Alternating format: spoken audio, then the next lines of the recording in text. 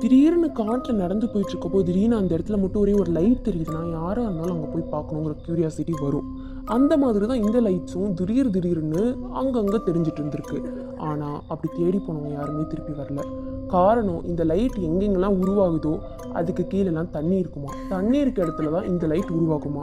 இந்த லைட் உருவாகிறதுக்கு உள்ளூர்வாசிகள் அங்கே இருக்கவங்க என்ன சொல்கிறாங்கன்னா, இது அங்கே முழுகி போய் செத்த, ஏன்னா இது ஃபுல்லாகவுமே ஜஸ்ட் வாட்டர் ஏரியா, அதனால அங்கே முழுகி போய் செத்த ஃபிஷர்மேன்ஸோட சோல் தான் இது.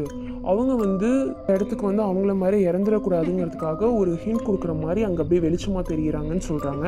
ஆனால் இதையே சில பேர் அவங்க இறந்துட்டதுனால அடுத்தவங்களையும் அந்த சைடு இழுக்கிறதுக்கு அவங்களோட ஆன்மாக்கள் இப்படி பண்ணுதுன்னு சொல்கிறாங்க. நான் சயின்டிஃபிக்கலி இது வில் ஓ த வெஸ்ட் அப்படின்னு சொல்கிறாங்க. இடங்களில் இருக்க பயோலோமினஸ்ட் கேஸஸ் ஆன ஃபோஸ்பைன் ஓ மீத்தைனுங்கிற கேஸஸ் இந்த மாதிரியான லைட்ஸ் உருவாக்குதுன்னு சொல்கிறாங்க. பார்த்தாலுமே காட்டுக்குள்ளே தனியாக ஒரு லைட் மட்டும் தெரியுதுன்னா அது பக்கத்தில் போகாமல் இருக்கிறது நல்லது. This is Cairo fame. And மறக்காமல் இன்னும் இந்த மாதிரி நிறைய வீடியோஸ் பார்க்க சப்ஸ்கிரைப் பண்ணிக்கோங்க. அண்ட் இந்த வீடியோ பிடிச்சிருந்தா லைக் பண்ணுங்கள்.